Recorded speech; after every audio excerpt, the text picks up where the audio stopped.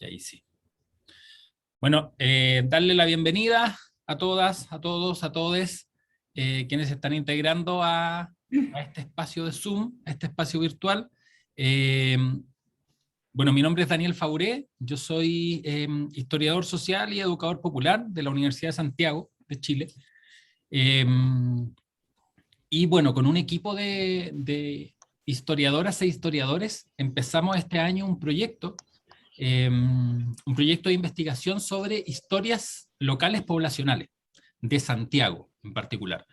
Bueno, este es un tema muy largo, pero simplemente como para contextualizar el nacimiento de estas jornadas, eh, las historias locales o las historias poblacionales son una corriente historiográfica que no surge necesariamente de la academia, sino que surge precisamente de espacios organizativos populares, fundamentalmente desde mediados de la década del 80 en adelante, en medio del ciclo de jornadas de protesta nacional. Sin embargo, esa corriente después, claro, tiene una vertiente más académica, pero a pesar de todo su desarrollo, que ya lleva más de 30 años, ha sido muy poco visibilizada y puesta en valor por la academia. Entonces, un poco el objetivo que tiene nuestro proyecto de investigación es precisamente catastrar, visibilizar y poner en valor toda la producción historiográfica que surge desde los territorios y las comunidades organizadas. Esas historias locales poblacionales, a su vez, dialogan o se relacionan directamente con otras corrientes historiográficas, como por ejemplo la historia oral, las historias de vida, la microhistoria, que casualmente todas ellas no tienen el mismo peso que tienen otras corrientes en la academia, muchas veces precisamente por ser una herramienta que desarrollamos las organizaciones sociales y populares, mucho más que el espacio académico propiamente tal. Bueno, y eso ha derivado también en la creación de nuevos formatos, ¿no? Nuevos registros, que ya no es solo el uso del testimonio, ¿no? O la valoración del testimonio, sino también la necesidad del archivo. Cuento todo esto porque dándole una vuelta a este tema y en el transcurso de la investigación, como nos hemos encontrado con varios historiadores e historiadoras que llevan mucho tiempo haciendo esto, nos dimos cuenta que faltaba un espacio en el fondo donde pudiéramos reunirnos y empezar a compartir las experiencias que se han acumulado en este tema. En función de eso, bueno, se nos ocurrió un poco esta locura de inventar estas primeras jornadas de historia oral, historia local y memoria popular, que van estos 3 días y que parten precisamente con este conversatorio taller doble, ¿sí? El que va a ser Belén y el que va a ser Yani Santa Cruz. Básicamente esperamos que este sea un espacio para que nos podamos encontrar aquellos y aquellas que trabajamos en estas temáticas, muchas veces, insisto, no solo desde el espacio académico, sino fundamentalmente de espacios sociales y populares, para poder compartir experiencias, aprender de esas experiencias y poder ir entretejiendo en el fondo una red de voluntades que puedan ir colaborándose en el futuro, ¿no? Nosotros hicimos hace un par de semanas también unos talleres con un historiador colombiano que se llama Alfonso Torres, desde la perspectiva de lo que se llama la historia desde abajo. Estas jornadas son nuestro segundo evento y van a venir otros más. La idea es precisamente que este proyecto de investigación sea una excusa para que tengamos al menos durante 3 años eventos para juntarnos y aprender en colectivo. Eso, muy agradecido de su participación. Hay un montón de gente inscrita en todas las actividades, así que estamos muy contentos, a pesar de que la convocatoria la hicimos hace nada y tuvimos un 18 de septiembre entre medio. Pero a pesar de todo eso, muchas gracias por estar acá. Y bueno, para aprovechar el tiempo, porque siempre se nos hace muy corto, presentar a nuestra tallerista de hoy, ¿sí? Con la que abrimos los fuegos de estas jornadas, que es Belén Fernández Llanos, que por ahí está la Belén, no sé en qué cuadradito la ven, pero ya la veo a mi izquierda. Bueno, la Belén, yo tengo el placer de conocerla hace harto tiempo porque pudimos compartir ahí unos espacios de formación.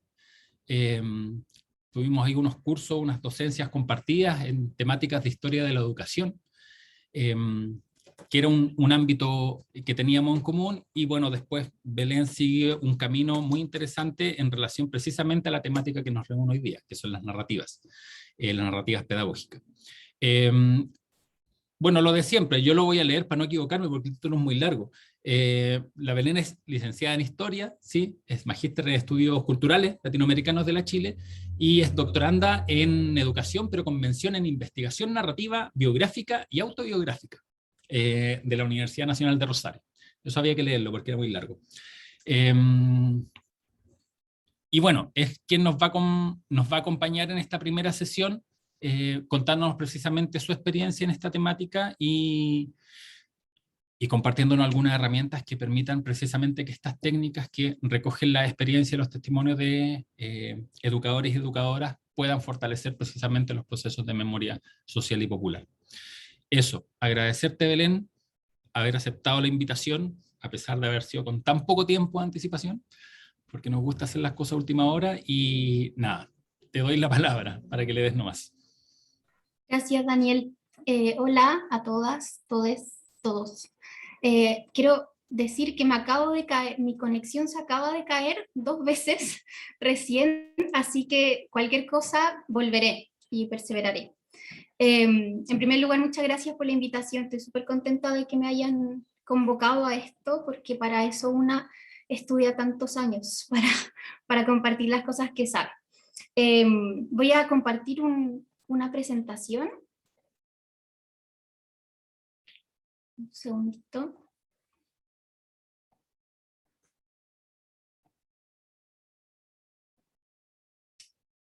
Ahí se ve.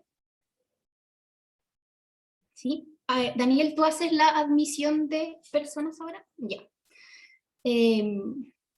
Ya, pues muchas gracias por la invitación. Como decía Daniel, yo estoy estudiando estas cosas aún, a pesar de que llevo hartos años, especialmente viajando a Argentina, a formarme con un equipo de la Universidad de Buenos Aires, de la Universidad de Mar del Plata, de la Universidad Nacional de Rosario.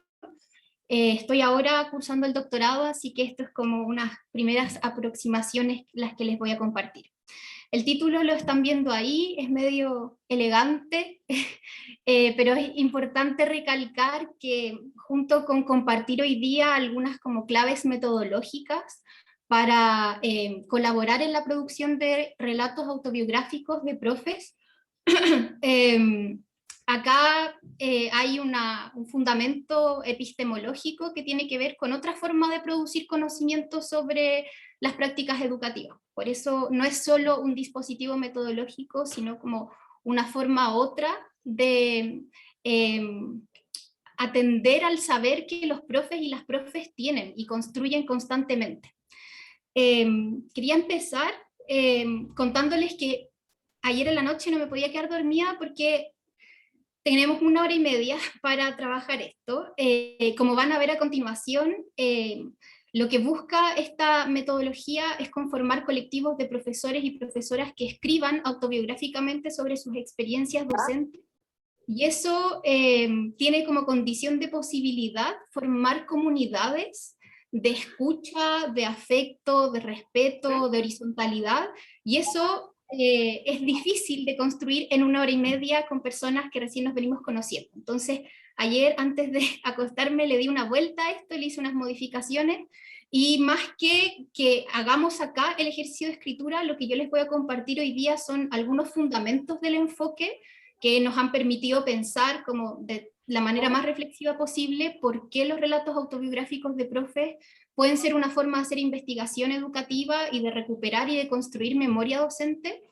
Pero más que hacer el ejercicio, lo que les quiero compartir es cómo eventualmente, si ustedes tienen colectivos docentes o quieren como armar algunos, cómo se pueden guiar estos procesos de indagación narrativa. Y hacia el final vamos a ver un ejemplo de texto como para que tengan la idea de a qué resultado lleva el proceso. Les quería comentar que esta llegada a las narrativas docentes, en mi caso, partió de una preocupación historiográfica. Yo me he dedicado, así a grandes rasgos se puede decir, a la historia de la educación, pero fundamentalmente a la historia del profesorado, que es distinto porque la educación es una abstracción de instituciones, de reglamentos, en la que el Estado tiene una posición súper hegemónica. Pero a mí lo que me interesaba era revisar la historia de los y las profesoras, Y en ese sentido me empecé a preguntar con perspectiva histórica dónde encontrar estos relatos. En la historia de la educación hay muchísimo de producción al respecto, pero es súper difícil acceder a la palabra docente. Y eso no es casualidad y tiene que ver con un modelo de hacer investigación que prioriza a quienes escuchamos, a quienes leemos, a quienes vemos y a quienes no. Y en ese sentido, el sujeto docente ha sido históricamente más bien un objeto de conocimiento más que un sujeto. Entonces encontré, a propósito de mi tesis de magíster, una primera entrada a esta preocupación por el profesorado, que fue la Asociación General de Profesores de Chile, una organización que se formó en el año 22, y que es súper importante y que para mi sorpresa en el magisterio se conoce muy poco, en la formación docente prácticamente no se comparte sobre quiénes formaron la AGP y qué hicieron. Y es lamentable que no se conozca, especialmente en el contexto de ahora, porque la AGP fue una organización, especialmente de profesores primarios, normalistas en esa época. El normalismo fue la formación docente que, más masiva entre 1842 y el golpe de Estado. Y ellos en el año 22 forman esta organización que reúne a gran parte del profesorado primario y logra constituir una organización súper fuerte con presencia a lo largo de todo Chile y que forman parte importantísima del proceso popular constituyente del año 25, paralelo en el fondo a la constitución política que nace desde el Estado del gobierno de Alessandri en el año 25.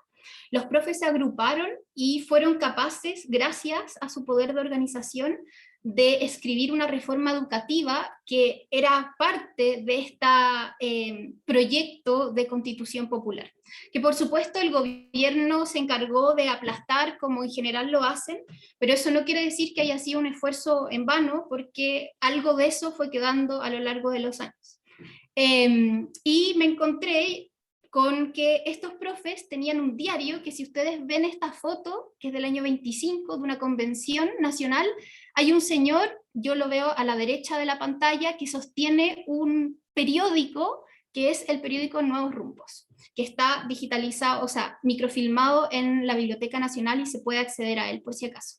Y este caballero que está ahí encerrado con ese circulito que hice en Paint, muy hábilmente, yo creo, especulo, que es este caballero que está acá, que es Carlos Sepúlveda Leighton, uno de los dirigentes de la organización. Ahí lo vemos en los años 20, y acá a la derecha en su versión ya más crecida. Este caballero nació en el año 95, murió en el 41, muy joven, y no solo escribía en el diario Nuevos Rumbos, acá les traía algunas páginas de Nuevos Rumbos. Eso que están viendo, que está este ejemplar que está mutilado, es el primer número de Nuevos Rumbos, así súper alegórico, y la página que están viendo a la derecha es cuando en el año 25 encarcelan y exoneran a 7 dirigentes de la AGP, porque el gobierno los acusa de estar constituyendo un Estado dentro del Estado. Los persigue, encarcela y exonera. Uno de esos profesores y dirigentes fue este caballero que está acá, y que es importante no solo porque escribía Nuevos Rumbos, era el presidente de la asociación de Chillán y luego de Quillota, sino porque además aportó con una trilogía de novelas inédita. O sea, no hay algo que se le parezca en la historia de la literatura en Chile, que recorre todo el arco educativo de un sujeto que nace a fines del siglo XIX. Y Juna es su primera novela, ahí están todas las ediciones, como ustedes pueden ver, son bastante más que las demás, y Juna hace referencia a la infancia popular de un niño de conventillo que crece en este ambiente popular y un mal día llega a la escuela primaria a su barrio y él se escolariza. La segunda novela es La Fábrica, del año 35, donde este sujeto, que ya es más grande, entra a la escuela normal aproximadamente a los 12 años, hasta los 18. Se llama La Fábrica, en un título muy irónico, porque dice que los normalistas son como manufacturas homogéneas de formación docente. Y la tercera novela es Camarada, del año 38, donde este profesor cuenta ya su ejercicio como docente y su participación en una organización de la cual no da el nombre, pero podemos inferir que es la AGP.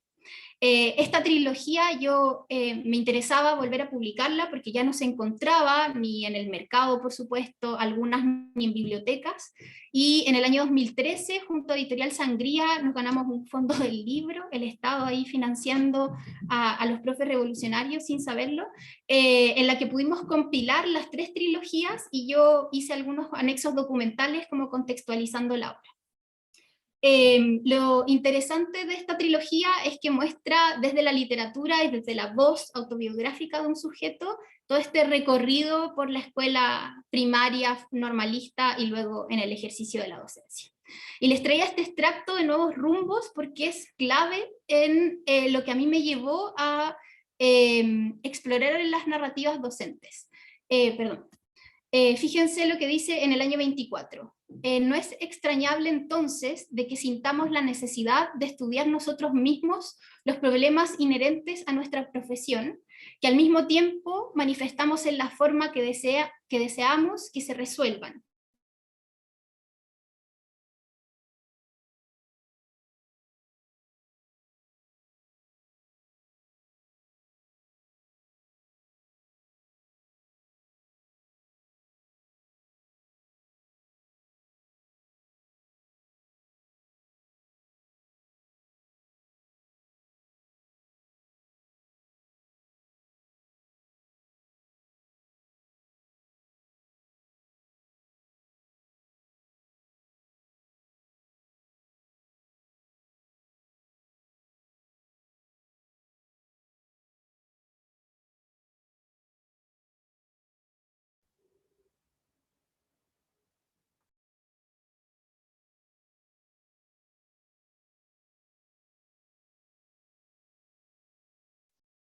Se nos cayó la Belén. Vamos a esperar un segundo a que vuelva. Pero digo que estaba con problemas de conexión. Así que esperemos un par de minutos, por favor.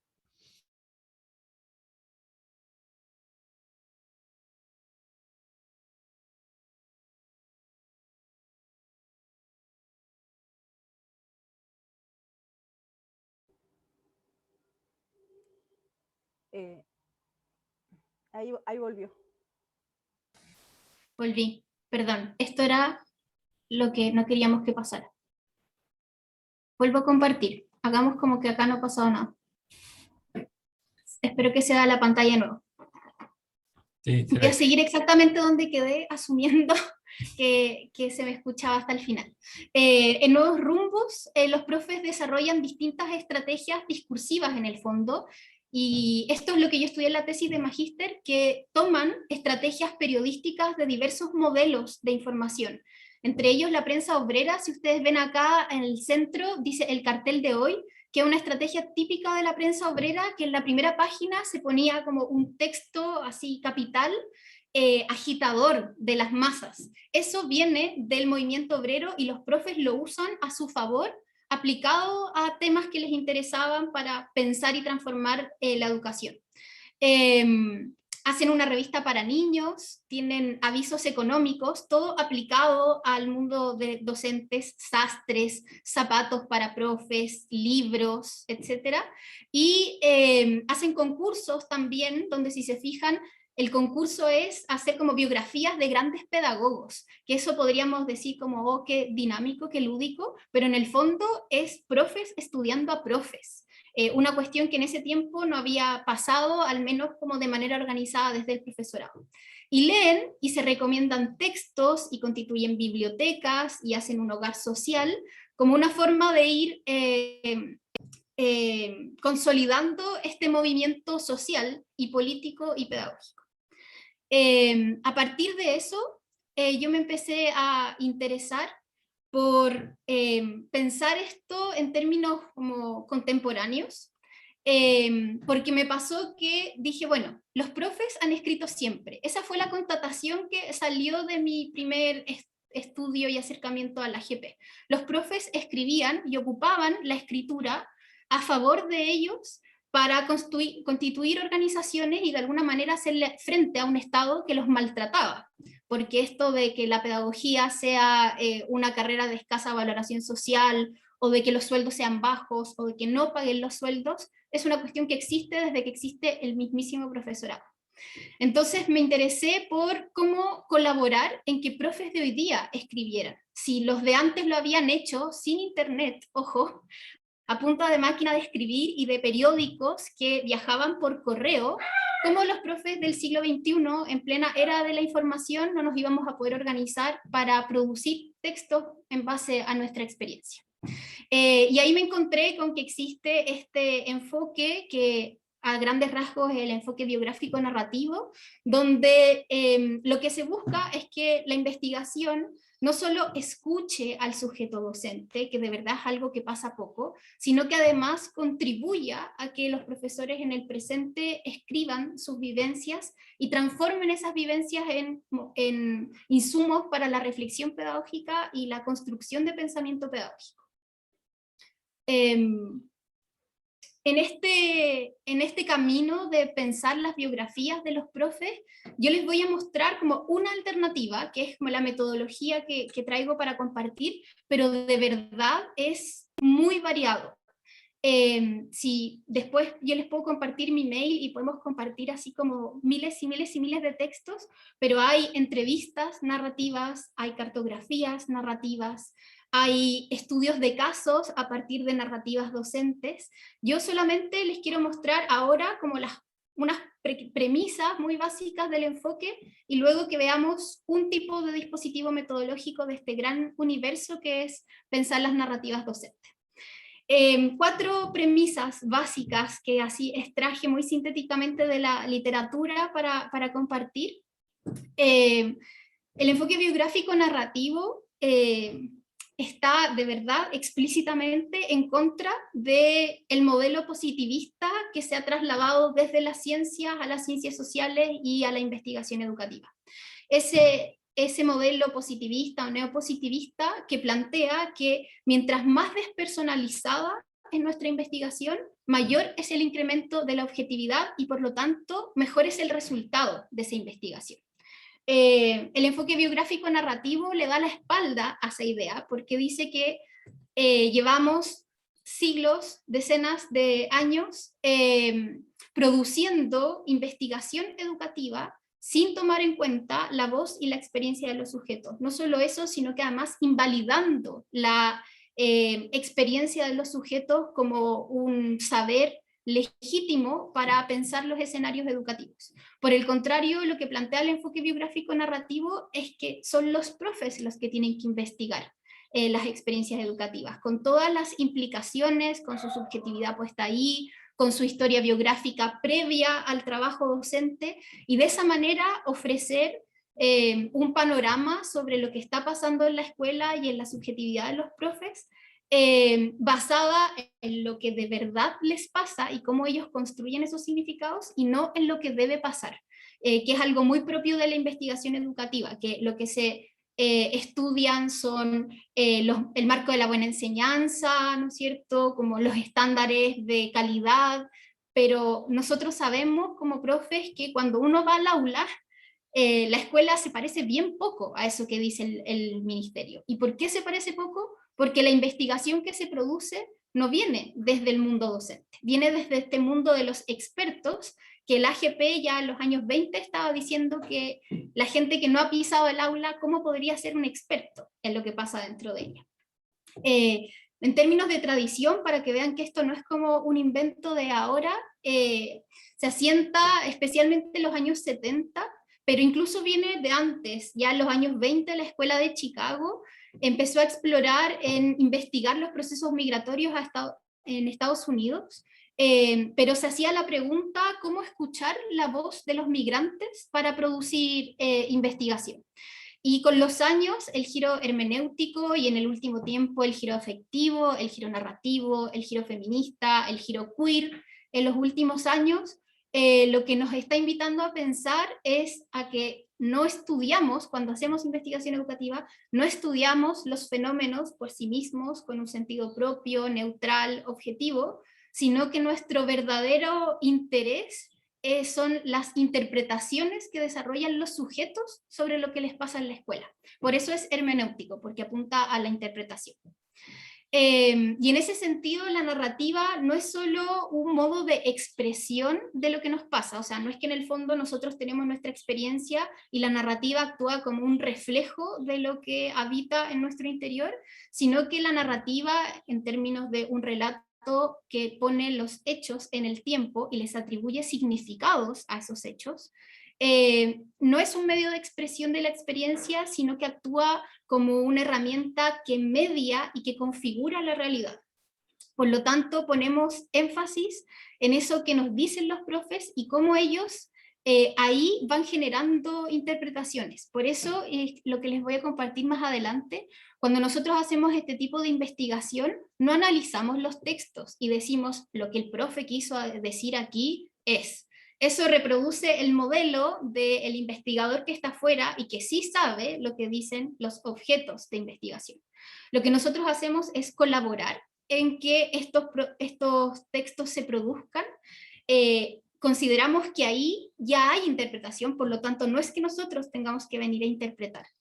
Y por último, las crisis de las ciencias sociales en el último tiempo nos invitan a hacer investigación de una manera distinta, como les decía, no hacer solo un análisis, a segmentar los textos y agarrar lo que nos sirve y armar un relato sobre qué es lo que está pasando en la escuela, sino a estudiar nuestra propia subjetividad implicada en los talleres cuando nosotros colaboramos en que los profes escriban.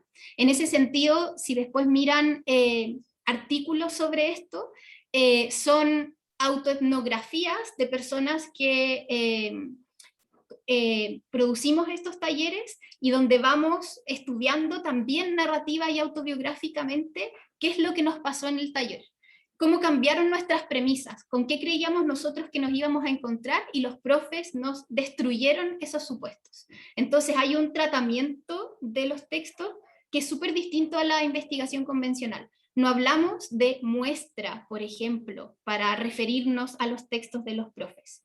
Los textos de los profes son interpretaciones y hay un significado y un sentido pedagógico.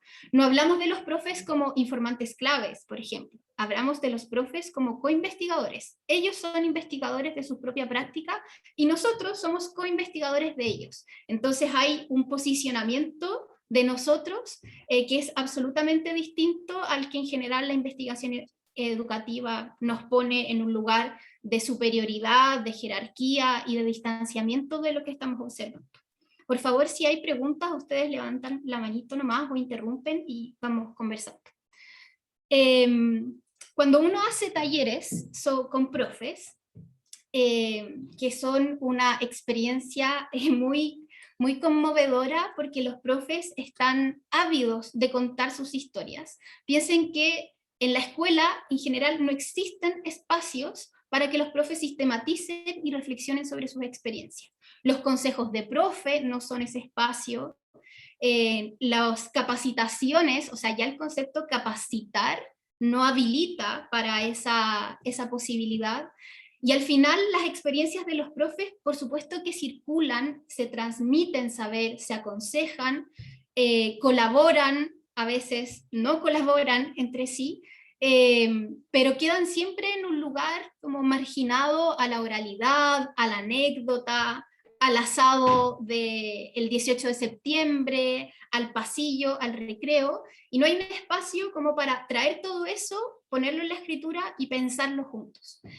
Cuando uno produce ese espacio, salen las historias que escuchamos siempre de los profes, los que tenemos amigos profes que siempre hablan de su trabajo, pero nos acercamos a ellas de una manera distinta, donde les hacemos preguntas a esas experiencias y lo que tratamos es que en conjunto reflexionemos a través de la empatía, de la colaboración, de la crítica, sobre qué significaron estas experiencias para nosotros. Y hay de todo lo que ustedes se puedan imaginar, desde, y esto pasa mucho en los talleres, muchos profes con los que yo he trabajado, por ejemplo, escriben sobre suicidios de estudiantes, sobre embarazos adolescentes, sobre estudiantes que fueron violentadas en el pololeo y eso llega a la sala de clases, sobre la evaluación docente, por ejemplo. Y eso es lo que en el taller lo trabajamos, que podría haber quedado ahí como en la conversación de pasillo, lo trabajamos de manera más reflexiva. Lo que les voy a compartir ahora es un dispositivo metodológico que tiene un nombre casi tan largo como el que Daniel tuvo que leer de mis estudios, que hasta a mí me cuesta recordar qué es lo que estudio. Este dispositivo metodológico se llama Documentación Narrativa de Experiencias Pedagógicas. Y es una forma de hacer investigación que fue formulada por profesores de la Universidad de Buenos Aires. Yo la aprendí con ellos, pero se ha ido compartiendo, especialmente en Latinoamérica, y les quería como descomponer un poco este título medio complejo que es Documentación Narrativa de Experiencias Pedagógicas. ¿Por qué es documentación? Porque hablamos de documentación, porque lo que buscamos es, a través de los relatos de experiencia, producir documentos sobre cuestiones que le pasan a los profesores y profesoras que habitualmente no quedan en ningún documento escolar. Los profes y las profes escribimos todo el tiempo. La escuela es una construcción social atravesada y configurada por la escritura. Pablo Pinó, un historiador argentino, dice que la escuela es un epifenómeno de la escritura, o sea, es un fenómeno derivado de otro fenómeno que es la escritura. Los reglamentos, el currículum, las anotaciones, toda la realidad escolar está atravesada y constituida por textos. Pero esos textos tienen un lenguaje particular, y ese lenguaje particular no habilita al yo y la primera persona del profesor. Entonces lo que nosotros buscamos es generar documentos desde esa subjetividad que habitualmente es silenciada. Es súper importante esto de generar documentos, porque si pensamos que las políticas públicas, vamos a decirlo así, bajan a los profes a través de documentos que nosotros tenemos que cumplir, lo que busca la documentación narrativa es justamente disputar esa categoría, es constituir otro tipo de documentos escritos para pelear ese dominio de la escritura que tiende a controlar y a gobernar la experiencia de los profesores, especialmente en países tan neoliberales como el nuestro, que tienen una infinidad de dispositivos escritos de control y de responsabilización docente. ¿Por qué esta documentación es narrativa? Porque lo que busca es, si bien generar registro, lo que busca es que esos registros sean relatos, historias que le pasan a los profes. En ese sentido, la narrativa es al mismo tiempo un objeto, porque en el fondo lo que hacemos es construir una trama argumental de hechos, personajes, que se despliegan a lo largo del tiempo, y eso es lo que nosotros configuramos a través de la escritura. Pero a su vez es un enfoque de investigación, porque investigamos narrativamente. No es que produzcamos los textos y después los sometemos a una observación formalizada al modo del modelo científico, sino que todo el proceso es armar historias.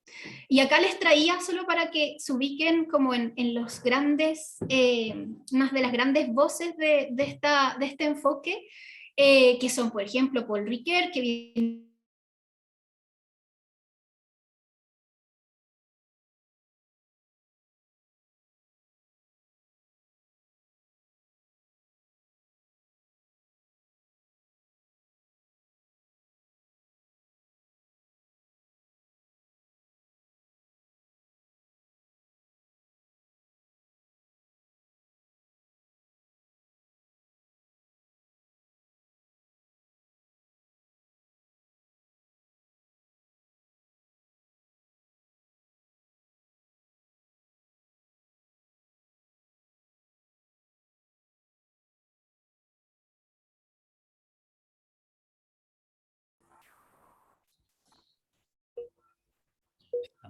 Estamos de nuevo en una pausa forzada, pero vamos a esperar a que se reconecte la Belén.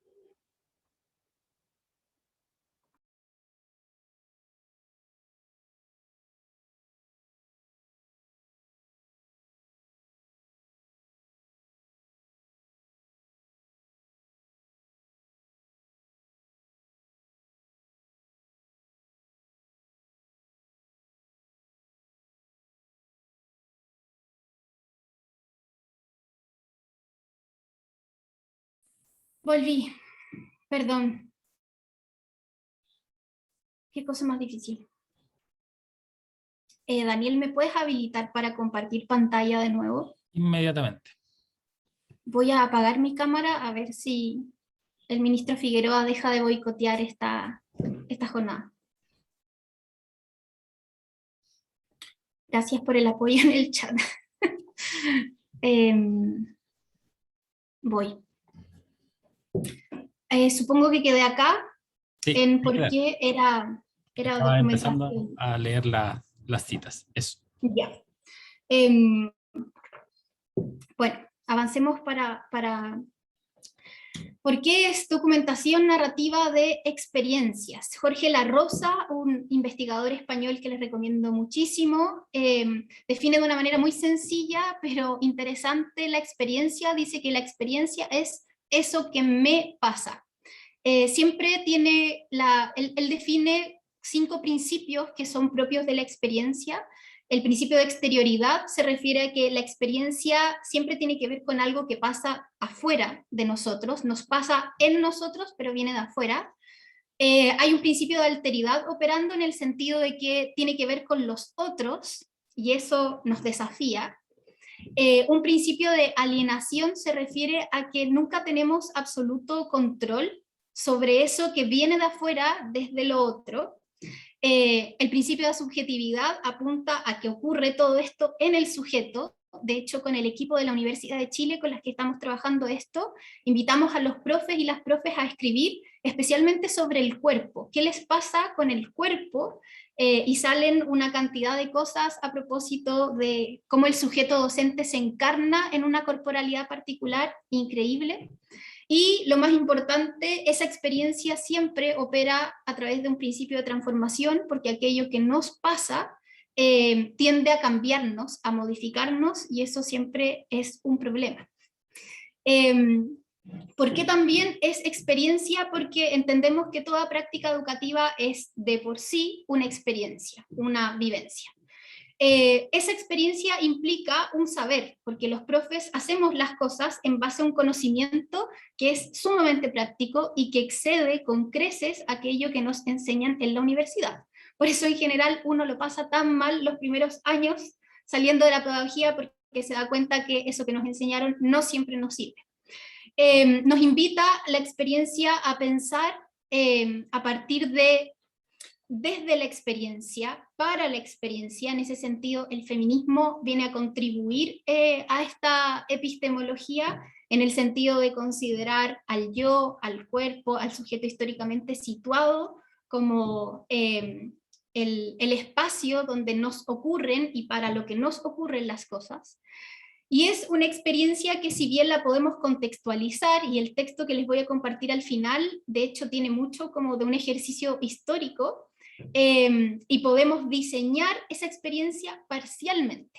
Y eso es algo que aparece mucho en los textos de los profes, en el sentido que los profes siempre aluden en sus textos a que aquello que traen al aula para enseñar como una actividad, no parece no resultar, siempre hay un espacio que queda como no reflexionado, y es lo que este enfoque nos permite pensar. Y por último, esta corriente de investigación nos posibilita pensar también cómo nosotros estamos implicados en esas experiencias, y toda investigación que vayamos a desarrollar nos contiene y nos afecta. En ese sentido somos afectados por las experiencias que escribimos, pero también afectamos a aquellas. Y por último, ¿por qué son experiencias pedagógicas? Y acá quiero leer una cita de Frima Elvas que me gusta muchísimo. Dice Frima Elvas: la narración es la verdadera materia de la enseñanza, el paisaje en que vivimos como profesores o investigadores, y dentro de la que se puede apreciar el sentido del trabajo de los profesores. Esto no es solo una pretensión acerca del lado emocional o estético de la noción de relato, según una comprensión intuitiva de la enseñanza. Es, por el contrario, una propuesta epistemológica que el conocimiento de los profesores se expresa en sus propios términos por narraciones y pueden ser mejor comprendidos desde este modo. Frima Elbas, una investigadora de Canadá, y que imagínense ya en el año 91 estaba diciendo esto que a mí me gusta mucho, que la narrativa es como nuestro lenguaje propio de los profes, y por lo tanto es en ese lenguaje propio que podemos investigar. Bueno, la documentación narrativa de experiencias pedagógicas, como les decía, es un dispositivo metodológico de trabajo participativo y de colaboración en red entre docentes e investigadores. Fue formulado por estos investigadores que están viendo acá. Esto lo saqué un pantallazo de un video en YouTube que lo pueden buscar. Daniel Suárez y Paula Dávila son los profesores de la Universidad de Buenos Aires que fueron elaborando estas especies de momentos para escribir con profes. Es súper importante pensar que lo que ellos hicieron fue conformar colectivos de narraciones docentes, y de ahí fueron empezando a sistematizar cómo los profes iban escribiendo, no al revés. No es que se haya elaborado una receta teórica para decirle a los profes, mire, así se escribe lo que a usted le pasa, sino que por el contrario, el movimiento es el inverso. Desde las propias dinámicas de escritura fueron emergiendo estos momentos que a su vez no son como absolutamente originales de la documentación narrativa, sino que vienen desde distintas otras como prácticas o tradiciones de reflexión y sistematización, como la etnografía, la autoetnografía, la investigación-acción, los talleres de investigación de la práctica. Y en base a todas estas como, tradiciones, se fue formulando específicamente este dispositivo metodológico en Argentina. Les quería compartir, y acá ya entramos en la fase como súper práctica, por si ustedes forman parte de colectivos docentes o quieren conformarlos, de cómo la documentación narrativa nos puede orientar en llevar a cabo procesos de escritura. Estos son momentos, no son pasos, no es una receta, todo esto es sujeto a contextualización y por lo tanto nosotros y nosotras podemos establecer modificaciones dentro de este como sistema de escritura. En primer lugar, nos plantea la documentación narrativa que lo primero que hay que hacer para escribir en colectivo es justamente contar con un colectivo de docentes que estén dispuestos a narrar.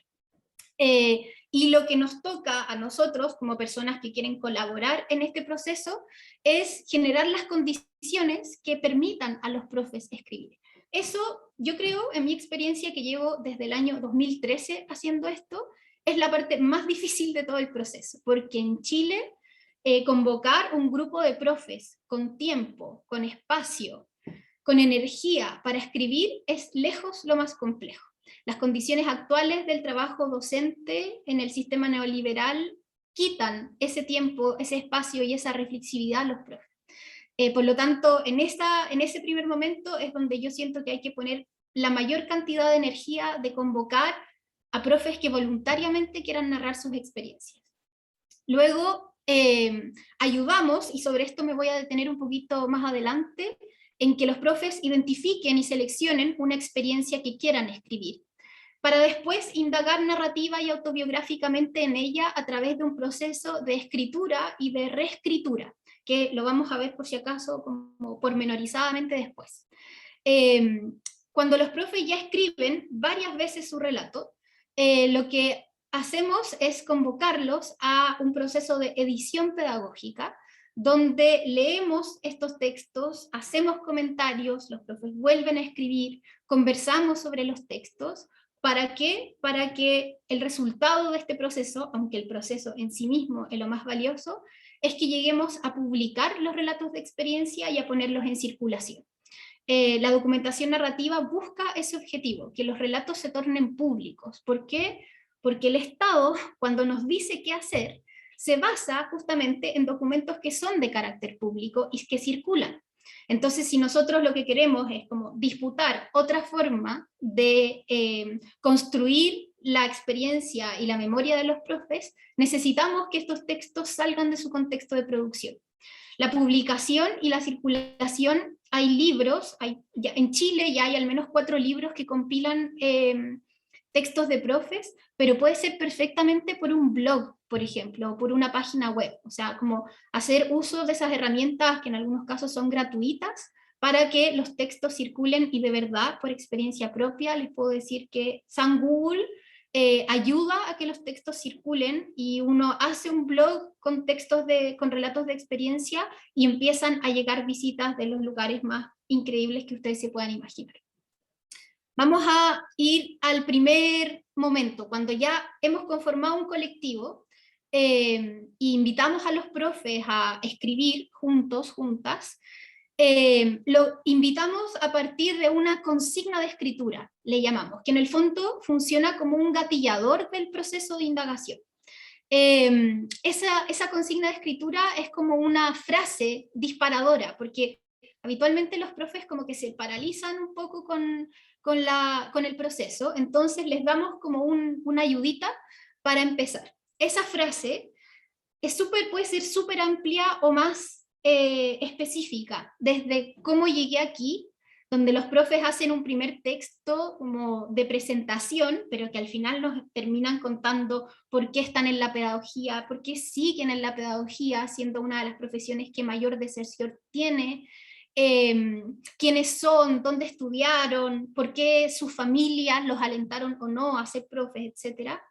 En este equipo con profes de la Chile que estamos trabajando, la consigna es que les invitamos a escribir sobre una experiencia en la que su cuerpo haya estado implicado, vale decir cualquier experiencia, porque en cualquier experiencia el cuerpo está implicado, solo que les pedimos que pongan como particular sensibilidad en el cuerpo.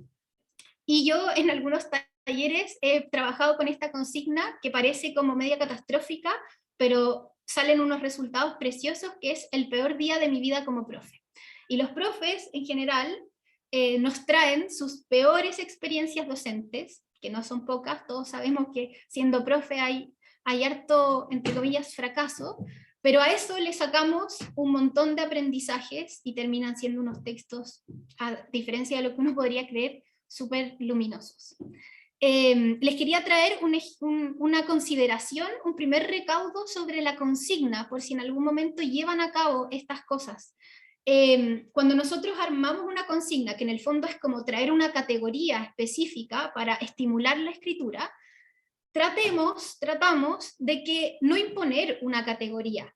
Yo como coordinadora de un grupo, como co-investigadora, decirle al profe, bueno, ahora vamos a escribir sobre esto, de alguna manera es una forma de imponer qué es lo importante y por qué yo estoy habilitada para decir qué es lo importante. Tratamos de pensar en la comunidad con la que estamos trabajando, conversar sobre sus necesidades y elaborar una categoría que tenga que ver con esa comunidad, que no sea una imposición como ajena. Y esa consigna siempre debe ser flexible. ¿Qué quiere decir esto? Es una invitación a la escritura, pero de ahí lo que el profe, la profe haga con esa consigna es absolutamente libre, porque acá los docentes son autores de su propio relato. Y como autor uno tiene poder, y ese poder hay que respetarlo.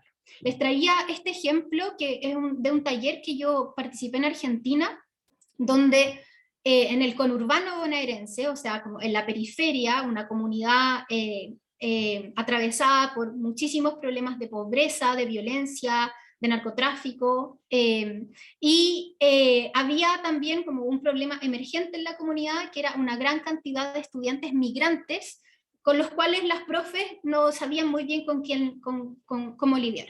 Entonces se llegó a esta consigna, que era, había un extranjero en el aula. Esa fue la frase disparadora con la cual invitamos a las profes a escribir. Y pasó que casi ninguna profe escribió sobre estudiantes migrantes. Una profe, me acuerdo que escribió sobre un niño que no tenía un brazo, producto de un accidente. Para ella, él era el extranjero en el aula porque lo trataban como un otro. Había otra profe que escribió sobre un niño con síndrome Asperger. Y en algún momento una profe escribió sobre que ella era la extranjera en el aula, porque ella era la distinta, porque el 70% de sus estudiantes eran de Paraguay y hablaban guaraní. Y en su propia sala se hablaba un idioma que ella no manejaba. Ella era la extranjera en el aula. O sea, piensen entonces que es una frase gatilladora, pero ahí lo que pase es un misterio y hay que como bienvenir ese misterio. ¿Cómo orientamos a los profes para seleccionar la experiencia? Piensen que los profes llevan algunos años ejerciendo, tienen como una vida de cosas que les han pasado, entonces a aquellos que a veces se complican con que no saben sobre qué escribir, les orientamos con preguntas en el fondo, no es como, usted escriba de esto, hay que tratar de salir de ese lugar de asimetría de poder, entonces realizamos preguntas como, ¿qué le interesa pensar de su experiencia docente? ¿Qué aspectos todavía, a pesar de los años, no ha podido revisar? ¿Qué recuerdo le conmueve, le marcó y que sería bueno llevar a la escritura? Y cuando el profe elige esa experiencia, que ya es en sí mismo una indagación, tratamos también de orientar, y esto pasa mucho, como que hay profes que se complican mucho al inicio, después no hay quien los pare con la escritura y traen unos textos de 15 páginas, pero al principio pueden haber como unas dificultades para empezar con la escritura, entonces lo que hacemos es, si es que vemos a profes complicados, le decimos, bueno, anote en una hoja 3 experiencias que le tinquen para documentar y escriba, tratamos de que todo sea escrito, por qué sí elegir esta experiencia y por qué no. Eso puede ayudar a que el profe diga, con esto me quedo y a esto me entrego en este proceso de escritura colectiva. Vamos a pasar al momento ya de la escritura, al proceso, el momento de la textualización de la experiencia. También hay algunas fórmulas, esto todo por si acaso está en la literatura, pero insisto que sale de la experiencia, no al revés. Invitamos a las profes, a los profes a contar con algunos primeros insumos para ponerse a escribir. Por ejemplo, los incentivamos a que tengan un cuadernito para que cuando se les ocurren cosas vayan anotando. O se bajen una aplicación del celular. Yo tengo una en que uno le puede dictar al celular, cosa que si la idea los pilla en cualquier lugar, ellos puedan tomar nota de esto. Les pedimos que armen un listado de los aspectos que aparecen en esta experiencia, y de verdad un listado como quien haría una lista de compras. Cuando uno va a la feria a comprar, no pone primero compraré lechugas y luego tomates, uno pone lechuga, tomate, ¿no es cierto? En este caso, en el del listado también. ¿Por qué? Porque una de las cosas más difíciles de escribir es definir el orden de aparición de los elementos de ese.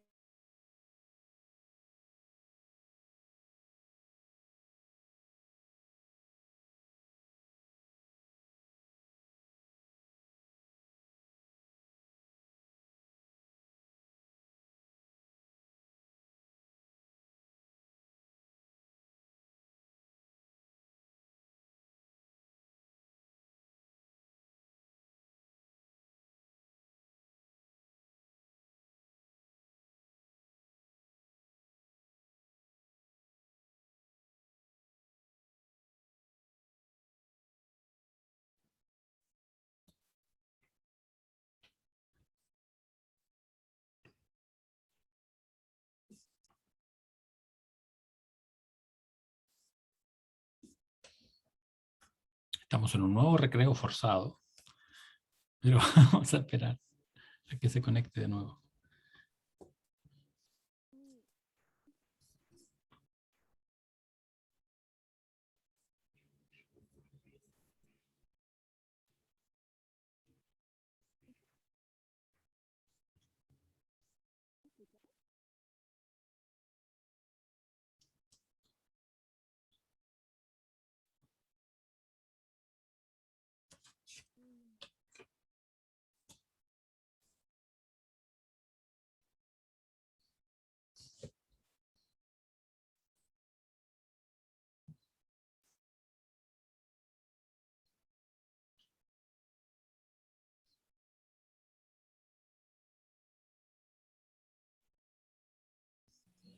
Vamos de nuevo.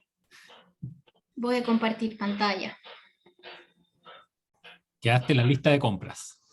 No, increíble. La fibra óptica de Conchalí, yo tengo toda la intuición de que no es fibra óptica realmente, que es una estafa. Quedé en la lista de compras, ya. Entonces, a través de estos documentos propios de los profes, en general, ellos sí ya tienen más insumos para escribir. Me voy a saltar una parte en vista de todas estas interrupciones y vamos de lleno al proceso de escritura. Les pedimos a la comunidad, al colectivo de docentes con el que trabajamos, que destinen un tiempo protegido para la escritura, aunque sea media hora. No necesitamos que sea un texto largo ni con todos los elementos, media horita para ponerse a escribir sobre eso que ya identificaron. Y una vez que escriben, traemos ese texto al colectivo y hacemos una ronda en que cada uno de los profes lee en voz alta el texto que trajo. Es súper importante que esa lectura sea de principio a fin, que el profe no se autointerrumpa con explicaciones. ¿Por qué? Porque lo que necesitamos es que ese texto sea absolutamente autosuficiente de su autor, porque si lo que queremos después es ponerlo en circulación, el texto tiene que tener todo lo necesario para que se entienda. No va a haber un narrador presencial que diga, lo que pasa es que acá pasó esto, pero se me olvidó ponerlo. Por eso les pedimos a los profes que lean del principio a fin su texto sin autointerrumpirse, y le pedimos a la comunidad que tome apuntes de aquellas cosas que después les gustaría preguntarle al texto. Una palabra que les llamó la atención, un dato que encuentran que no aparece tan claro, dónde ocurrió esta experiencia, qué curso estaba haciendo, qué le pasó a ese profe, autor, autora, con esa experiencia, etc. Esa ronda de comentarios lo que busca, en el fondo, qué es lo que le pedimos a los textos a través de los comentarios, es explicitar cuál fue el contexto y algunas de sus características en donde se desarrolló la experiencia. Es súper distinto que los profes nos cuenten de una experiencia que pasó en el año 87 a una que pasó el día de ayer. Por eso pedimos contexto. Les pedimos que se refieran a los problemas de la experiencia, a cómo se abordó esa vivencia o esa actividad, cuáles fueron los modos de abordaje, los desenlaces que tuvo. Les pedimos que los textos, ellos se atrevan no solo a contar, sino a decir qué fue para ellos lo que estaba pasando ahí. A eso nos referimos con interpretación, en el fondo, que ellos se aventuren a elaborar el significado de esa experiencia en el texto. Les pedimos siempre que se muestre el yo, que sea en primera persona, y esto es muy fundamental porque de verdad que los profes, cuando van a un taller de estas características, nos preguntan, ¿se puede escribir en primera persona? Y es como, obvio que se puede escribir en primera persona, para eso estamos acá, para escribir en primera persona. ¿Por qué preguntan eso? Porque vienen seguramente desde los 6 años encubriendo la escritura en primera persona y pasaron por toda una formación docente donde no se podía usar el yo y por toda una vida de trabajo docente donde su propia subjetividad no tiene ningún lugar en ningún tipo de escrito. Y eso es súper importante, les pedimos que se detengan en los episodios positivos, estimulantes, pero también en los negativos. A veces nos pasa en los talleres que los profes, y Connelly y Clandinin, una de las grandes duplas como de la teoría de esto, dicen que hay unos textos que ellos le llaman los textos Disney, que son profes que nos cuentan la cosa maravillosa de la pedagogía. Todo lo lindo, el amor, lo bien que les resultó, y lo que estamos buscando acá es desentrañar los problemas de la experiencia pedagógica, no solo aquello que nos resultó bien. A partir de esta ronda de comentarios, la idea es que la propia comunidad vaya haciendo preguntas al texto. De cualquier tipo, desde cómo terminó esta experiencia, cómo se resolvió, se surgieron algunas otras propuestas, qué decisiones no volverías a tomar de esa manera, y esas preguntas el profe o la profe autora las anota, mientras sus pares les van haciendo esas preguntas. De tal manera que esas preguntas le ayuden a reflexionar y a rehacer su texto, porque la clave de esta metodología es la escritura recursiva. Nosotros hacemos una primera versión del texto que suele ser breve, que suele ser media incompleta, que suele ser poco reflexiva o demasiado Disney o muy oscura, y a través de los comentarios de los profes, a través de las preguntas de la comunidad, se introducen nuevas reflexiones en ese autor o autora y ese texto se reescribe.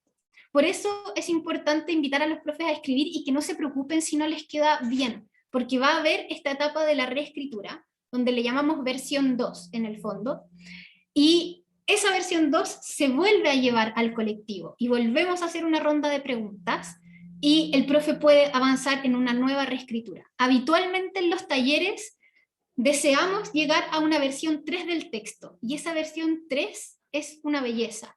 Es extensa, es clara, es reflexiva, está llena de sentido de por qué los profes son profes. Si no se puede, al menos tenemos que llegar a una versión 2, al menos, pero idealmente una versión 3. El proceso podría ser infinito, el cierre es arbitrario y en general tiene que ver con el tiempo que tenemos en los talleres. Lo voy a dejar hasta acá por si hay preguntas. Les voy a poner en este chat el correo por si quieren bibliografía, el PPT, y abrimos como el espacio para conversar por si tienen preguntas, y voy a dejar también en el chat el texto que les quería compartir. Se puede, ¿no es cierto? Se puede adjuntar.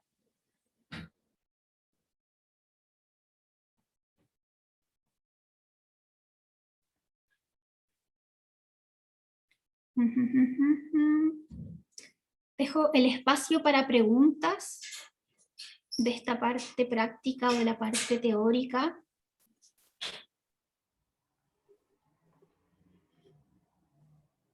¿Se escucha? Sí, se escucha.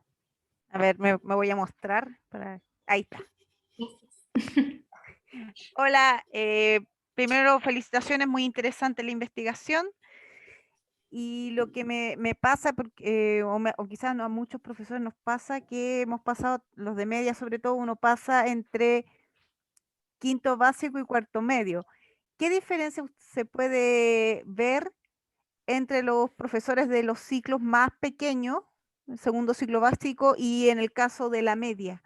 Sí, las similitudes o las grandes diferencias que uno puede observar en estos relatos. Sabes que no hay demasiada diferencia, porque de alguna manera los problemas son bien transversales, y que tienen que ver poco como con el currículum específico del nivel al que le hacen clases, o las actividades particulares, sino que de verdad en general lo que aparece en los textos, claro, como que lo primero que aparece es como una experiencia en particular, pero después lo que se va armando es una pregunta por el sentido y una respuesta que elabora el profe o la profe sobre el sentido de la pedagogía. Y eso es transversal a, en el fondo, cualquier trabajador de la educación. Entonces, te podría decir que no hay demasiadas diferencias. A veces ocurre más que por nivel, que por especialidad. Los profes como que plantean más que una diferencia, una distancia a la metodología. Es súper clásico que los profes de ciencias, de física, de química, de matemática y de educación física llegan al taller y dicen, es que yo no sé escribir, es que yo no tengo nada que contar. Esos profes son los que sacan mejores textos. Los profes de educación física sacan unas bellezas.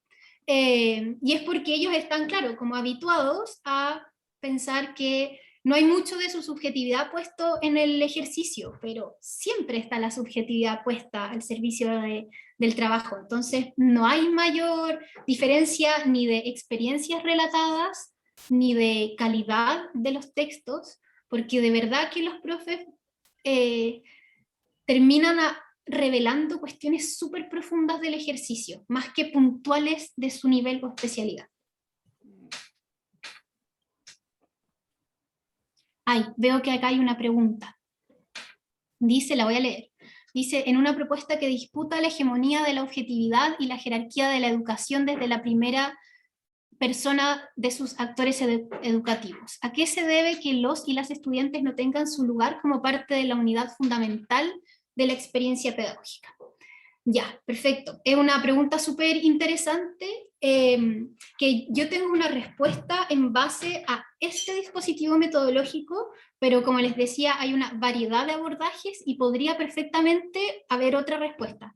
Específicamente en la documentación narrativa, los estudiantes no son sujetos productores de narrativas docentes, porque procuramos conformar colectivos docentes en los que prime una cuestión fundamental que es la horizontalidad.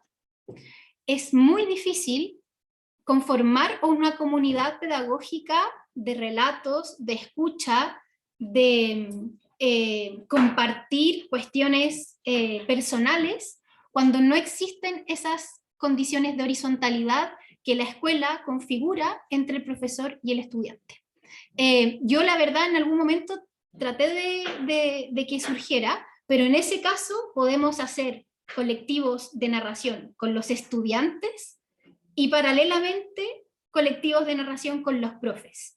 Y que esos textos se publiquen en un mismo espacio, por supuesto, jamás con la intención de la investigación educativa científica de triangular los resultados o comprobar quién está diciendo la verdad, ¿no es cierto? O sea, cada texto porta su propia verdad y en ese sentido no resiste comparación. Pero la razón por la cual los estudiantes no entran es porque si ya es difícil construir colectivos de respeto, de reflexión y de escucha mutua entre profes, cuando entra el sujeto estudiante se revela la jerarquía y ahí la horizontalidad se nos va a cualquier parte, por eso. Pero de verdad que hay otras estrategias de indagación narrativa que sí incorporan a estudiantes, y específicamente hay varias, en Brasil se han desarrollado mucho, que no necesariamente son escriturales, sino que son visuales. Y en ese sentido, los estudiantes se sienten muchísimo más convocados para participar. Sí, por supuesto, ahí dice en el chat que la educación popular, claro, que además es un espacio que se configura tratando de desarmar esa verticalidad, se podría hacer absolutamente. También hay que pensar que en general esta metodología, o sea, no en general, fue formulada en su origen para profesores del sistema escolar con toda la simetría que el sistema escolar conlleva. Por eso esa formulación. Hay alguien que está levantando la mano, creo que es Valentina. Sí, gracias, pero creo que había una pregunta en el chat igual. Acá, en el chat. Uy, qué difícil. Estas preguntas conceptuales me complican. Dice, ¿cuál es tu definición de docente?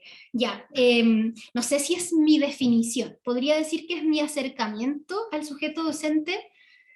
La forma en que yo me he acercado y he tratado de colaborar con esto tiene que ver con pensar al sujeto docente en su dimensión histórica, específicamente.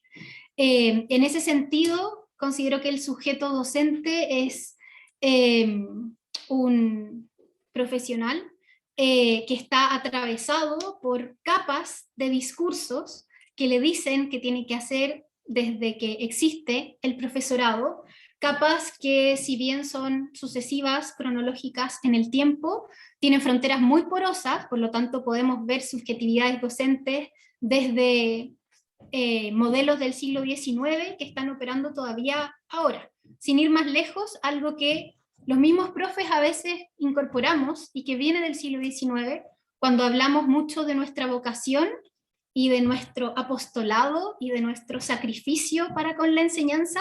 Esa es una idea que viene desde 1850 y que nosotros seguimos como haciendo operativa dentro de nuestro propio ejercicio. Entonces, para mí, el sujeto docente es un sujeto que está constituido por capas y que esas capas, a diferencia de lo que nosotros podríamos creer, están habitadas por varios discursos y varias prácticas que no solo apuntan a la repetición y a ser agentes del Estado y del currículum, sino a prácticas súper liberadoras. Y es, mi aproximación es a mirar en esas capas justamente, para traer esas experiencias y aportar a que los profes como recuperen ese poder que han desarrollado históricamente a través de la escritura, que es lo que a mí me interesa, pero que tiene que ver con la acción, en el fondo, con la transformación de su propia subjetividad, más que con la transformación de la educación, que, insisto, me parece una abstracción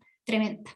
No sé si algo ayuda la aproximación. Valentina, ahora sí. Gracias. Bueno, saludos a todos. Primero que nada, agradecer la oportunidad. Creo que vi la publicidad en Instagram y me motivó al tiro para inscribirme, porque precisamente en este momento me encuentro desarrollando, algunos programas académicos, ¿cierto? Participando en algunos programas académicos en donde se le ha dado bastante hincapié al tema del cuerpo en la escritura, y precisamente me hace mucho sentido, tanto por lo que hago y también de forma, cierto, autodidacta también me he ido como inmiscuyendo un poco en el tema de la narrativa, siendo que no vengo de las letras, sino de la historia, pero aún así me interesa bastante y creo que es un tema muy importante del cual hay necesidad claramente dentro del profesorado. Entonces, quisiera rescatar esas ideas y en función, me llamó mucho la atención el tema que expusiste sobre que algunas profesores habían escrito sobre su experiencia, pero enfocado desde el cuerpo, desde la mirada, ¿cierto?, corporal. Entonces, en ese sentido quería saber qué aspectos, por ejemplo, podrías destacar, o elementos que hayan sido característicos dentro del grupo de profesoras, mujeres, ¿cierto?, que podrías como mencionar en relativo al cuerpo, o sea, qué elementos son característicos o podrían ser como parecidos o similares entre ellas. Me interesa mucho saber eso, cómo se posicionan ellas como sujetas históricas dentro de un espacio, dentro de un tiempo determinado, un contexto, y además cómo se articulan toda esta metodología, todas las narrativas acá con la misma institución, y cuál ha sido la recepción del equipo directivo respecto a esto. Esas 3 preguntas me gustaría saber si es que me las pudieses contestar. Creo haber anotado mejor la primera y la última, así que voy a empezar por esa, Valentina, después aclaramos la segunda. Recomiendo, si les interesa pensar el cuerpo y la narrativa docente, hay un libro que se llama Palabra Docente, que fue editado por 8 libros, es de hace unos 3 años atrás, sus editoras son Ana Arévalo y Leonora Reyes, compila 4 experiencias de talleres de narrativas, donde el último es específicamente sobre corporalidad y expresión docente, y ahí hay profesoras y profesores que escriben los temas, diría que hay ciertas como marcas de género, pero también hay temas bien transversales como la enfermedad, como el cuerpo enfermo de los profes. Hay estadísticas desde la psicología laboral que nos dicen como el tipo de enfermedades que tienen los profes, que son el gremio que más tira licencia médica por salud mental, por problemas musculares, etc. Hay mucha enfermedad.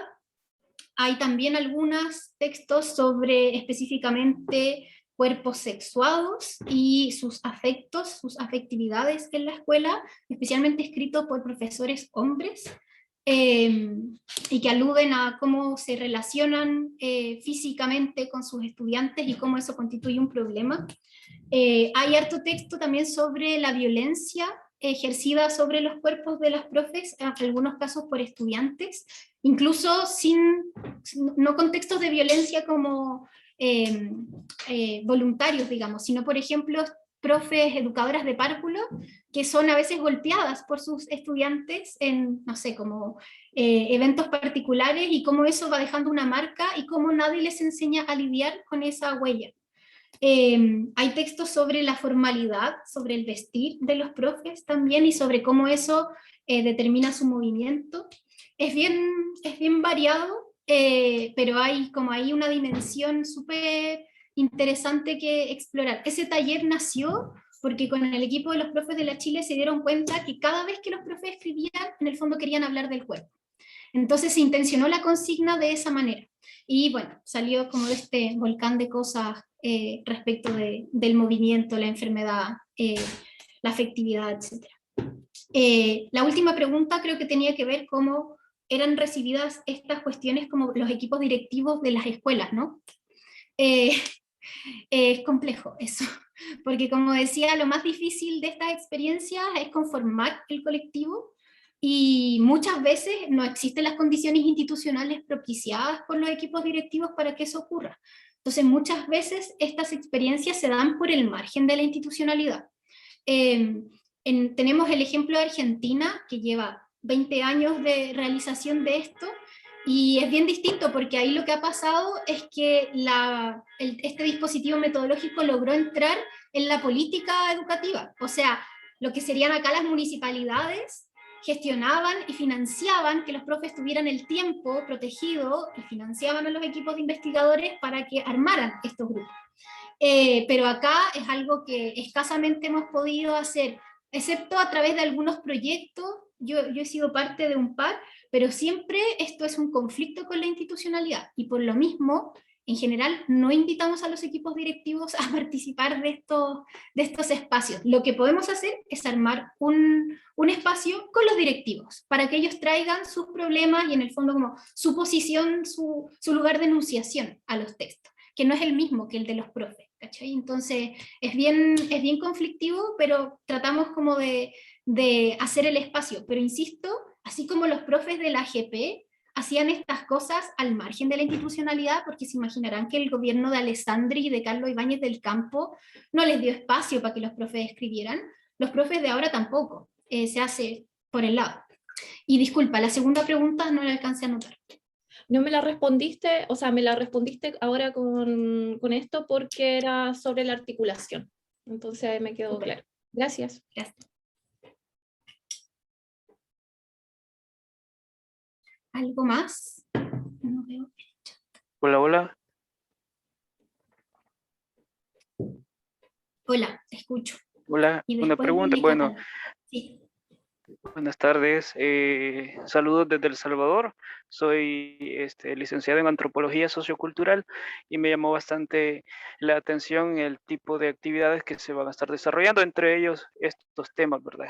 Que ya Belén lo ha estado compartiendo. Me llama mucho la atención el tema, ya que al menos yo es primera vez que puedo tener una idea de cómo la antropología también se puede ir introduciendo poco a poco en el área pedagógica. Eso es bien interesante.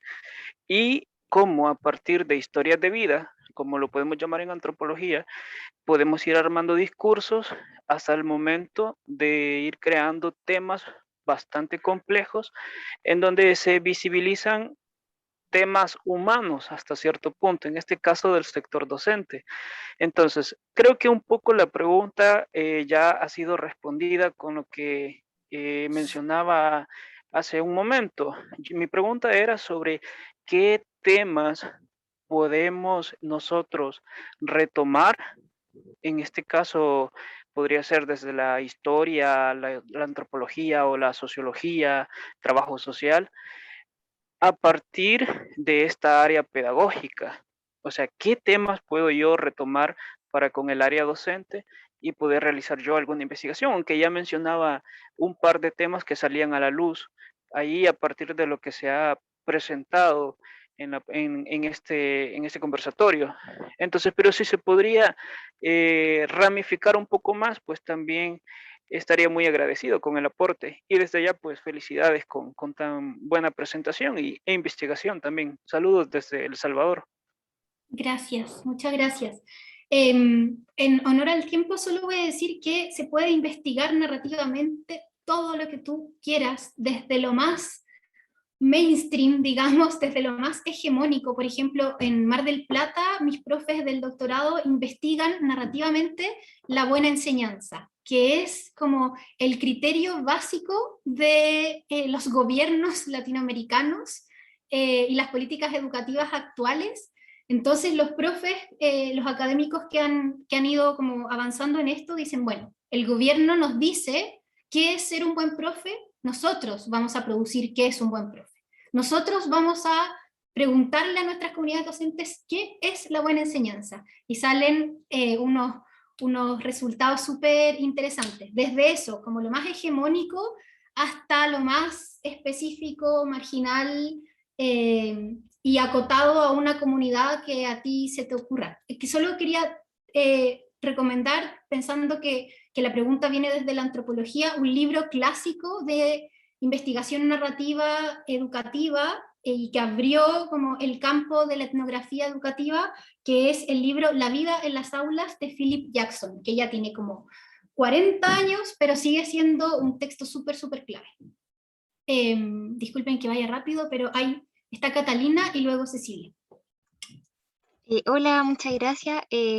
Bueno, yo quería preguntar un poco igual relacionado con lo que hablaba la compañera anteriormente, pero un poco de qué manera los feminismos, movimientos de disidencias sexuales irrumpen e intersectan en la metodología, por una parte, y también en los relatos de las y los profesores. Eso, por un lado, era una de las preguntas. Y segundo, si tú como a través de estos has podido ver cómo hacer algún tipo de proyección de estos relatos, de esto, crear comunidades para el movimiento docente en general en Chile o Latinoamérica en sí. Eso, muchas gracias. Súper, gracias Catalina. Bueno, el feminismo, fundamental en los últimos años, iluminando todo, pero también la indagación biográfica, autobiográfica y educativa, en el sentido de que también reivindica la experiencia, y hay algo muy importante que a mí me ha dado el feminismo y que me ha ayudado a pensar mi trabajo con las comunidades y sus textos autobiográficos, que es la noción nueva de archivo que han ido construyendo. Específicamente para mí, Sara Ahmed, el libro Vivir una vida feminista, Sara Ahmed, esta feminista que es australiana pero racializada, su padre es pakistaní, que nos dice cómo podemos producir teoría desde la experiencia, que pensar en los lugares como marginales que hemos ocupado nos obliga a producir teoría de manera absolutamente anclada en ese posicionamiento, y eso a los profes nos sirve un montón, en el fondo no avanzar a estas abstracciones de la investigación educativa, pero por sobre todo la noción de archivo. Sara Ahmed dice en su libro Vivir una vida feminista como: ¿qué pasaría si pusiéramos todos los textos de las mujeres en un mismo lugar juntos? Podríamos ahí ver todo lo que se ha producido. Entonces, para mí, y respondiendo a tu pregunta de la proyección, lo que estamos haciendo ahora con un equipo, y bueno, también con perspectiva historiográfica, es constituir archivo de los textos de profes. Yo ahora particularmente estoy trabajando en un proyecto que estudia textos de profesoras entre 1880 y 1950, y vamos a hacer una página web. Falta años para esto, porque el proyecto acaba de empezar, dura 4 años, en un Fondesit. Vamos a hacer una página web donde vamos a juntar esos textos, así como tomando este llamado que nos hace Sara Ahmed. ¿Qué pasa si ponemos todos esos textos juntos? Sara Ahmed dice, veríamos el espacio, así, de verdad, el espacio físico que hemos ocupado, ¿cachai? Entonces, todos esos textos están dispersos en prensa, en diarios íntimos, en el currículum incluso, en textos escolares. Pongámoslos juntos para ver cómo hemos sido sujetas, productoras de conocimiento pedagógico, porque eso tiene el campo pedagógico, que nos habilitó a las mujeres a entrar como ninguna otra área, porque claro, las mujeres podíamos dedicarnos a los demás y en ese sentido ser profesora, pero esa posición ha sido doble en el fondo. Claro, atendimos al llamado del Estado desde que se inició el profesorado femenino, pero ahí en esa posición estuvimos habilitadas, aunque nadie nos habilitó, nos autohabilitamos para escribir sobre eso, y eso ha pasado desde que las profes existen. O sea, hay profes de 1890 que están escribiendo en el diario La Mujer, por ejemplo, en 1870, sobre sus experiencias pedagógicas, y en el diario que yo estudio, que es Nuevos Rumbos, hay profes que están hablando en el año 23 de feminismo de profes, ¿cachai? Entonces es cosa de agarrar esas cosas y ponerlas juntas. Cecilia tiene la mano arriba. Gracias por la pregunta, Catalina. Hola, ¿qué tal? Un saludo a todas, a todos desde México. Gracias por tu exposición y por compartir tu investigación. Me parece como re potente y re importante. Y quería preguntarte acerca de experiencias, si tú conoces algunas experiencias de espacios educativos comunitarios. Es decir, lo que nos presentas tiene que ver mucho como de la práctica docente en espacios educativos formales. pero yo estoy ahora trabajando con una colectiva acá en el sureste de México que tiene ahora un espacio educativo comunitario y que eso, intenta como generar conocimiento y construir experiencias, no solo como rescatando las prácticas ancestrales comunitarias y de los pueblos indígenas, sino además eso, como se vuelve una práctica desde otro lugar, ¿no? Como también no hegemónico de la escuela, sino de espacios alternativos a las escuelas en realidad. Entonces eso, preguntarte si tú has conocido alguna experiencia que nos puedas compartir como la bibliografía o contarnos un poquito. Y también con ellas estoy trabajando como mi proyecto de investigación tiene que ver con, yo soy psicóloga social y trabajo con el tema de memoria, pero ahora mismo en la parte metodológica me encuentro con tener que decidir si es memoria colectiva, si es historia de la colectividad, si es construcción de imaginarios sociales. Entonces, preguntarte si tú tuviste como problemas para definir eso en tu investigación y un poco como también cómo lo resolviste desde pues las metodologías que encontraste en el sur. Y bueno, eso, agradecerte nuevamente. Gracias, Cecilia. Mira, respondiendo a la primera pregunta, en Chile, como les decía, no hay tantas experiencias todavía, porque hay un desarrollo como un poquito más reciente de todo esto, pero yo creo que lo que va a ir pasando es que efectivamente esto va a ir como, siendo realizado cada vez más al margen de la institucionalidad. Yo sé que en Argentina, no conozco las experiencias específicas, pero en Argentina esta metodología se ha ido ramificando en lo que ellos llaman nodos. Entonces hay por toda Argentina núcleos de profes que se autoconvocan para ir narrando experiencias y hay algunas, yo he sabido, no he leído los relatos, pero sé que hay trabajos de documentación narrativa de bachilleratos populares, que son estas, como la continuación, o sea, esta forma de continuación de estudios o de completar estudios que hay en Argentina y que es muy interesante porque quedan como súper, o sea, el Estado los avala, pero quedan súper en manos de las comunidades que los configuran.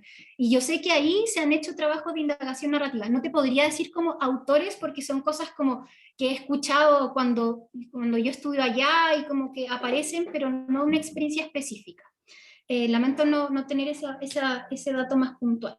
Y respecto del conflicto de la investigación, claro, yo todavía estoy resolviendo como conceptualmente cómo considerar esta memoria. Y en realidad a lo que estoy llegando es que esa es una decisión que tengo que tomar con las profes con las que voy a trabajar. Yo voy a armar una página, aprovechando de lo que me preguntaba Catalina, como cuál es la proyección. Hice una página web que todavía no la he lanzado, que se llaman profesqueescriben.cl, y la idea es ahí constituir redes de profes que escriben, y el ejercicio particular que yo voy a hacer es llevar los materiales históricos que yo trabajo, el diario Nuevos Rumbos, los textos de las profes de 1920, y que las profes me digan qué es para ellas ese pasado. En el fondo, que construyamos juntas el significado y la utilidad de ese pasado. No quiero ser yo como historiadora decirle, bueno, mire, esto le sirve a usted para tal cosa. Como que en un ejercicio de indagación narrativa, en alianza con este trabajo historiográfico, decidamos qué representa para nosotras ese pasado. Entonces siento que ese conflicto que yo no lo he resuelto, de verdad, no lo he resuelto. Yo estoy recién empezando mi doctorado, pero lo que sé es que no lo voy a resolver sola, lo voy a resolver con la comunidad con la que voy a trabajar, que en mi caso van a ser profesoras mujeres, invitadas a este taller gratuito, por supuesto, online, porque pandemia, pero con materiales históricos, como lo que yo quiero es traer la voz de las profesoras de los años 20 y que nos vinculemos con el tiempo, con ese tiempo pasado docente, de la manera que nos queramos vincular, en el fondo. Algo así. Gracias. De verdad es una cosa difícil. Gracias, gracias. Manuel tiene arriba la mano y supongo que ya tenemos que ir cerrando antes de que Daniel como que finalice la reunión. Manuel, dale nomás.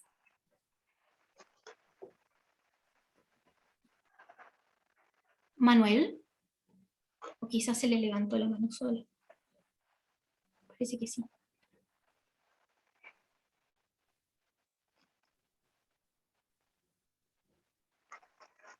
Gracias por los comentarios que aparecen en el chat y van complementando esto. Eso es lo maravilloso del Zoom. No sé si hay algo más, o si Daniel ya tenemos que cerrar. Sí, estamos bien en la hora. Claro, ahí a la espera si Manuel tenía una pregunta o no, pero solo para complementar que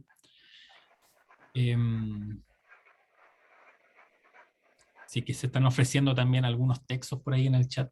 Genial si podemos compartir después todo eso a través del correo. Cosas buenas y cosas malas del Zoom. Cosas buenas es esto, que poder compartir con compañeros y compañeras de México, de El Salvador, de Argentina. Me avisan, estamos aquí conectados en el otro taller en paralelo, que también hay gente de Brasil, hay gente de Perú, bueno, y de diferentes lugares de Chile, ¿no? De Concepción, de Puerto Aysén, en fin. Así que qué bueno que podamos al menos aprovechar estas cosas del Zoom. Esta es la primera. Mira, ahí Manuel, ¿sí? Perdón, Manuel parece que Manuel va a escribir su pregunta, pero dale nomás, así como para Dale, sí. cerrando y esperamos su intervención. Sí, solo comentar lo que viene, ¿sí? Hoy día seguimos con una mesa de experiencias, ahora a las 5, donde se van a presentar 3 experiencias de trabajo con testimonios, enfocado en fortalecer la memoria popular, pero no testimonios escritos. Nos vamos a pasar a otro formato, al formato teatral y al formato sonoro. Y se presentan una experiencia del norte de Chile, que trabajan en formato radial, testimonios. Otra experiencia que se hizo sobre el edificio UNTAC 3, el construido durante la Unidad Popular, que es una experiencia de testimonios y de formato sonoro. Y se va a presentar también la experiencia de la compañía de teatro Síntoma, que tienen una trilogía de obras, que es La Victoria, Bello Futuro y Unidad Popular, que son obras hechas en base a testimonios de mujeres pobladoras organizadas de Santiago. Eso se nos viene ahora a las 5, así como colocando el dato. Eso, ahora sí, vamos con Manuel. Dale, Belén. Sí, igual creo que la pregunta de Manuel la puedes responder tú mejor que yo. Léela, por favor, para que veas que sí. Quería saber si hay materiales de orientación sobre los procesos de educación histórica en espacios y ámbitos no formales. Ah, mira, sí, sí. ¿Viste? Sí, sí, hay, bueno, es parte de lo que vamos a conversar también en la sesión. De hecho, mañana cerramos con unos diálogos sobre los inicios de la historia local poblacional en Chile, donde vamos a estar con Luis Morales Herrera, un investigador, poblador de la Robert Kennedy, que, bueno, edita quizás la primera historia local poblacional que se edita en Chile. Y en ese contexto vamos precisamente a partir de esa conferencia haciendo un paneo de cómo se fue configurando este tema de la historia local y los procesos de investigación histórica desde los territorios, desde las comunidades que, bueno, mira, Manuel nos está escribiendo de Venezuela, claro, que en nuestro caso serían desde las poblaciones que le llamamos nosotros, pero que, bueno, tienen diferentes nombres, como Villas Miseria en Argentina, Cantegril en Uruguay, Favela en Brasil, Pueblos Jóvenes en Perú, etcétera, etcétera.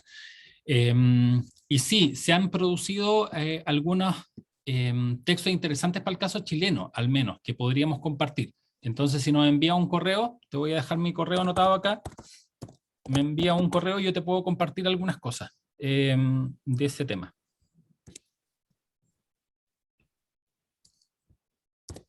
Me creerían si digo que no sé hacer la arroba en este computador, porque es un computador nuevo. ¿Qué creemos? Sí. Pero ahí, Manuel, la X es una arroba.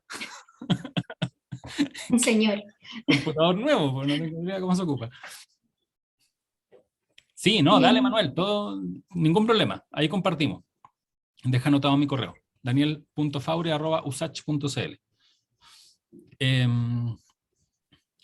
Ya. Ahora sí. Ah, mira, genial. Ahí está el dato de Ninfa.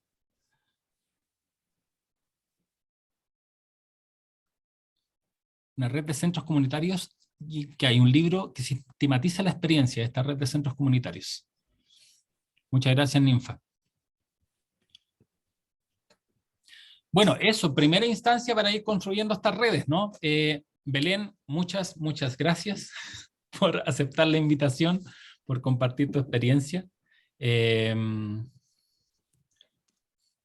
Agradecerte además, como decía antes, con tan poca anticipación de haber aceptado nuestra invitación, pero nos gusta hacer las cosas a última hora para darle más emoción, ¿cierto? A todo esto. Ahí está el correo. Ahí dejé mi correo por si queremos compartir bibliografía y todo lo que necesiten. Genial. Muchas gracias, Belén. Muchas gracias a todas las personas que se conectaron desde diferentes lugares de Chile y de la Patria Grande. Nada, pues seguimos ahora a las 5 con la siguiente actividad y nos quedan 2 días más de actividades por si se quieren sumar para seguir enredándonos a todos aquellos y aquellas que nos interesa el tema de la memoria popular y la organización social. Eso, muchas gracias, nos vemos pronto. Vamos a compartir parte de esta grabación después en la página, ¿sí? Para que la sigan, que es historiaspoblacionales.cl. Ahí después van a estar los videos disponibles para poder revisarlos si es que se les saltó alguna duda o quieren volver a ver la presentación de Belén. Eso, nos vemos pronto, muchas gracias por todo. Gracias, muchas gracias por todas sus preguntas.